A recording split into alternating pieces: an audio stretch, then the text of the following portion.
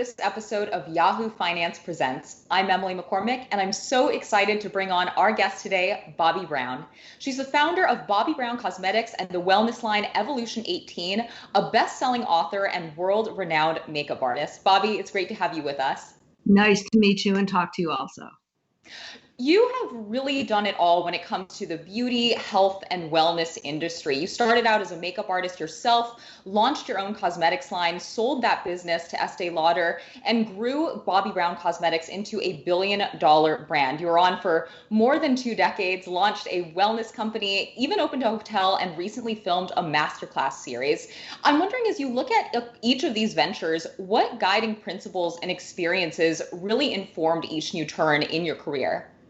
Well, I'm so fortunate because I am not afraid. I am very naive. I don't think things won't work out, and I love trying what I don't know. So I never had a clue what a business was.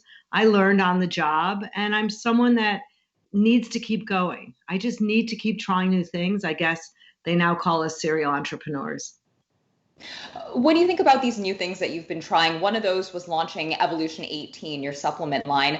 Did you find that it was easier or in some ways harder to actually start another business after already having built Bobbi Brown Cosmetics and having that pressure of previous success?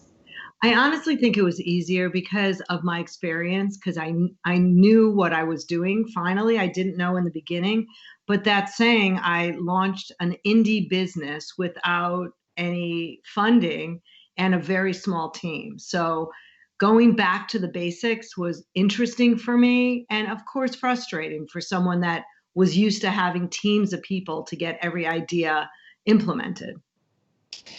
Thinking back to Bobbi Brown Cosmetics and the sale that took place back in the mid 1990s, what went into that decision to turn over a brand that bore your name to Estee Lauder? And what advice would you give to an entrepreneur presented with a similar exit opportunity? Well, I did not turn it over. We sold the company after 4 years. My husband and I, and we had another couple partners. We sold the business. I was a young mother. I was still a working makeup artist. And I was promised to have complete autonomy at this company. So I stayed as an employee for 22 years while I also grew the business and my family. And the reason the reason we sold the company is because we knew we could not grow the company at the same speed if we did it alone. But I have no regrets, but I could not be happier that I am now an independent and I am the boss again. That's right. And as boss, what has it just been like being the CEO of Beauty Evolution, leading Evolution18, and being a leader these past few months, especially during a pandemic? Well, it's certainly been interesting. You know, where I launched Bobbi Brown Cosmetics at Bergdorf Goodman, we launched Evolution18 at QVC, and now we're in Walmart. We also have a direct-to-consumer site.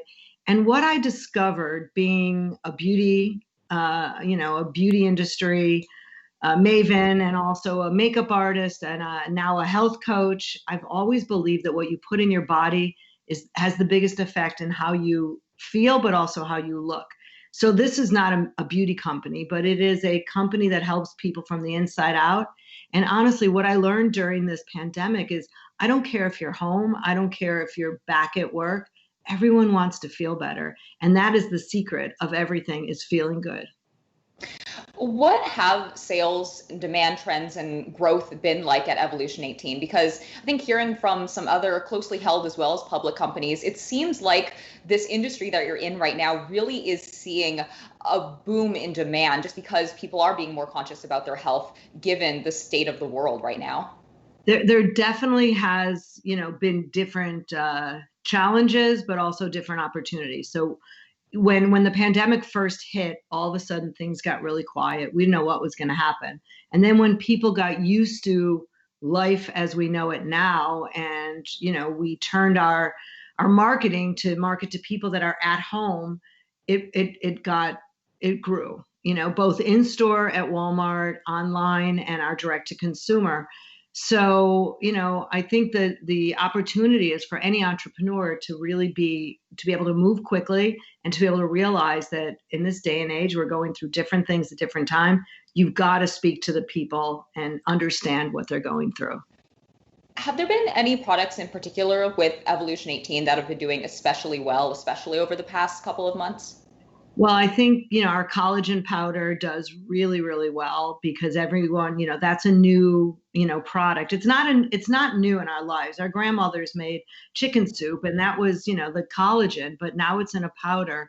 So that's been something that people are realizing how easy it is to put into a shake or your coffee. And then, we have beauty gummies and we also have a product called Debloat, which is when, you feel a little bit swollen from whatever it is, it helps. And, people want things that will like help a problem and, digestion, wellness, hair growth, beauty, they're pretty simple fixes. And you mentioned this a bit as well, just launching Evolution 18, originally direct to consumer, now also still going through your own website, but also through retailers like Walmart and even Kohls, I saw actually sells Evolution 18 as well. And what made you decide on these companies to sell the brand through? Well, nothing in my life is like deciding things. I entered Bergdorf Goodman because I met a cosmetics buyer at a party, and that's how I entered Bergdorf Goodman. And I entered Walmart because they reached out to us. And the same thing with Kohl's. I mean, it's I'm strategic, but not that strategic. So, and it was interesting to me, Walmart has such a giant platform that I'm able to reach so many more people, not just on selling products to them, but also as someone that likes to empower people, to reach people and to teach them the importance of eating good food, taking better care of yourself, and, being able to care for your families when you feel better in your body.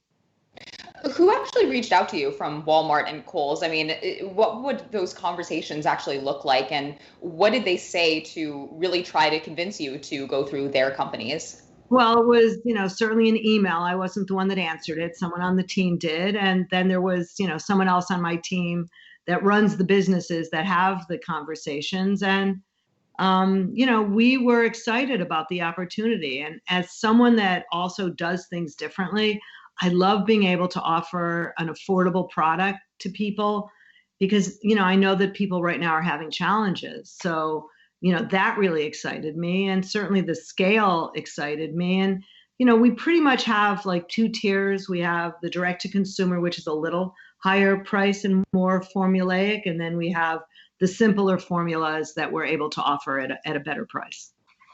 I think that is what's so interesting, just looking at Evolution 18. I mean, sold through big box retailers. Many of the products that I saw were under $20 per unit. And when you think back to Bobbi Brown Cosmetics, those products available at companies like Nordstrom, Neiman Marcus, Bloomingdale's, Bergdorf Goodman, of course, being one of the first department stores that you actually sold product to. Many of these department stores have been struggling even before 2020. I mean, we had Lord & Taylor filing for bankruptcy earlier this year. So with that in mind, what do you personally see as being the future of retail? Well, the new consumer or the consumer, behavior, where do people buy things? They buy it online. We're also, launching an Amazon store in the next couple of weeks that people buy, things that are simple and easy. And, I don't remember the last time I've personally been in a store. So, I do go to the, unfortunately to the post office to return my boxes that don't fit me, but just like anyone else, and I'm getting really good with cutting down the boxes. I feel bad how many boxes I have lined up, but I just think people are shopping differently. And, hopefully one day people will go back in stores, but I'm excited to be where our customer is. Aside from the upcoming launch on Amazon, do you have any new channels that you're excited to launch Evolution 18 products through? No, we pretty much have a very small and a very young and a very willing team. So we're doing a little bit at a time. And for me, it's really important to be able to do what we do well and, make some changes. We've had some issues with our best-selling product, not, being out of stock, waiting for that to come in. So, it's honestly, it's an interesting opportunity to be able to do things quickly, because when one product's not available, we're able to shift and say, okay, let's bundle those together. Let's do these. And that's interesting. That's something that a lot of retailers have really been speaking about is inventory and just being able to keep up with demand, especially right now. And I'm wondering, what kind of challenges did you see? You kind of alluded to those just now with that answer, but I mean, what products were you selling out of, and how did you alleviate some of those pressures? Well, we have been out of our vanilla collagen tea for a couple of, I would say almost 2 months. And, honestly, I'm not even starting a waiting list because I think we should get it back within a month. But what it did, it gave us an opportunity to create other flavors. So we just approved 3 other flavors. Hopefully we'll get them in, before the holidays. So fingers crossed. And, we have to be flexible. And I know a lot of people in business are not able to be flexible, especially if you have things you promise to retailers. We are able to be a little bit more flexible, which is good. Pivoting a bit to just speak about your experience as a makeup artist yourself, I'm wondering, you launched your career well before the heyday of YouTubers, online makeup gurus, and now Instagram and TikTok stars who really have been trying to build their own names on these online platforms. And I'm just wondering what you think of this whole influencer sort of phenomenon that we're seeing now, and whether it's made it easier or harder to grow to the level that you have in your own career because of the accessibility of the internet. Well, I think both. I think, first of all, it's easier because you have a platform to reach people. When I launched, if I wanted someone to know about something, I had to do an interview with a journalist, or eventually I became the beauty editor of the Today Show. I did have that platform, but today you could sell your products on Instagram. You can go on Etsy. There's so many things you could do. I think the challenge for a lot of these, young entrepreneurs that want to get noticed is sometimes, what is your point of difference? And by the way, if it's growing so fast, this just this huge growth, how do you know really what to do? How do you learn? Like, things that happen so quickly have only one place to go. So I think that building businesses slowly makes the biggest difference. Are there any individuals or brands that are up and coming in particular that you really have your eye on and that you think are doing compelling things right now in this space? There's so many, and I am someone that supports other beauty founders. And even if we have very different tastes, very different aesthetics, a friend of mine just launched a company. His name is Mario. It's Makeup by Mario. He has been Kim Kardashian's makeup artist.